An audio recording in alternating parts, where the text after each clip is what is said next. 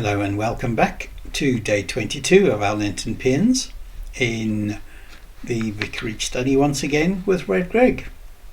And we continue on in Matthew chapter 4, some verses which may sound a bit confusing to start with, but we'll read through them. When Jesus heard that John had been put in prison, he withdrew to Galilee, leaving Nazareth, and went and lived in Capernaum, which was by the lake in the area of Zebulun and Naphtali, to fulfill what was said through the prophet Isaiah. The land of Zebulun and the land of Naphtali, the way of the sea beyond the Jordan, Galilee of the Gentiles. The people living in darkness have seen a great light. On those living in the land of the shadow of death, a light has dawned. From that time on, Jesus began to preach, "Repent, for the kingdom of heaven has come near." And that struck me as a bit strange. So I went and looked at the verses in Isaiah that they were talking about, where it says, "Nevertheless, there will be no more gloom for those who were in distress. In the past he humbled the land of Zebulun and the land of Naphtali, but in the future he will honour Galilee of the nations, by the way of the sea beyond the Jordan." You may have to go back and read some of these verses yourself to try and make sense of this. So let's give a few hints. You first. Thank you so much. I think the first sort of thing I picked out was we hear about John in the beginning of that verse when Jesus heard that John was put in prison, and then we get to the end of that verse and we hear Jesus is telling people, "Repent, for the kingdom of heaven has come near." Yeah. And of course they were the words that John was saying. Yes. Out in the wilderness, he was going around and telling people, repent. The kingdom is near. Yeah. So there's that very close link there between what John was doing. Yeah. And now John has been put in prison. Jesus is now sort of taking over that sort of sharing that good news. And those words were initially aimed at the Jews back then, because John was teaching in the area. They hadn't gone about opening up any of the gospel as such to the Gentiles. So this is probably where things start to make sense for some of the verses we read later about Jesus sending Paul to go and reach the Gentiles,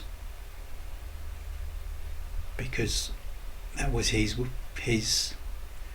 plan all along. We just didn't get it.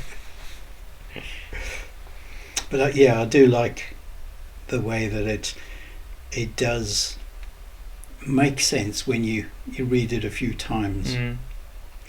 Initially when we first read this, we thought, this is very puzzling, but the more you think about it, the more you realise that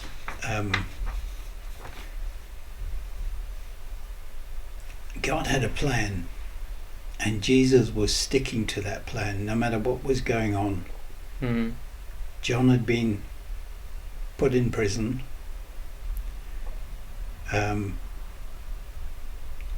He knew what was coming for him, so he said, okay, time to take a sidestep, go somewhere else, and reach out to other people and let them know the truth so that they can be prepared.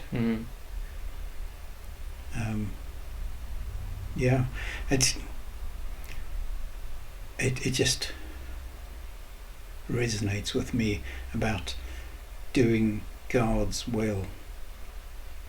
If he tells you to go somewhere else into a deprived area to do work, first thing you do is think, I don't really want to go there. I don't want to have to face all that.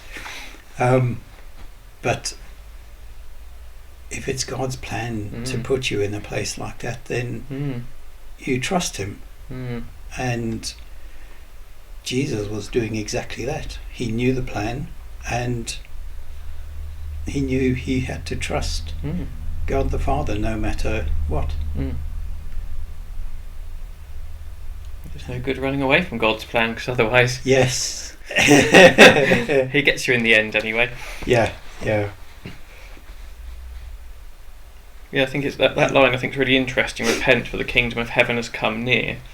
And I think it's sort of drawing on, Jesus has come. He's been sent by God to try and make waves here, to try and see if we can make some changes in the way that people are living their lives in those areas at the time. And it's sort of thinking about the kingdom of heaven, whereas people think about the kingdom of heaven as something beyond the sort of world we're living in, this mortal world we live in. And actually they're saying the kingdom of heaven has come near, it's here, it's present, it's living among us. Yeah. This is what it should be like. Yes. So sort of repent is sort of stop, look at yourself and say, am I living the right life? Am I being the best example of the person that God is calling me to be? Which is kind of the whole idea about Lent, isn't it? Stop. I won't put my hand up, otherwise the camera will follow me. Stop and look and listen. I think, and that used to be the words you say before crossing the street. Yes, It's Actually, that's very fitting, isn't it? Fitting. If you don't stop, look and listen, you're going to get mown down by a car. Yes. Yes, I've had a few close shaves when I was young, riding bicycles in Zimbabwe. But God had a plan, and he's made sure I survived all that. So that we can be here to spread some sort of words in this Lenten time. I think whether you're an established Christian or whether you're somebody exploring your faith, hopefully those words in that passage can give you some sort of hope and an idea that even though it talks about the people living in darkness, we've all lived in times where there's a period of our life where we feel it's quite dark, and we feel we can't see the way out. But actually welcoming Jesus into a relationship with us brings that light. It brings something. It brings Jesus to us to. The people living in darkness have seen a great light. On those living in the shadow of death, a light has dawned, and it's that light that we strive for. Which isn't the physical food, but the spiritual food from God. There we go. It all comes round. In which we will celebrate in however many days now till Easter, 20 or so days until Easter, where we celebrate that light has dawned. Well, thank you very much. Not as difficult as we thought, look, after all. We found something to talk about from it. We'll have to do another one. But not today. Thank you, Greg, for having fun with us. Thank you. And thank you all for joining us. And we'll see you on the next one. God bless. God bless. We hope and pray these sessions will give you something positive to see and look forward to. Something you may wish to share with others. Please do.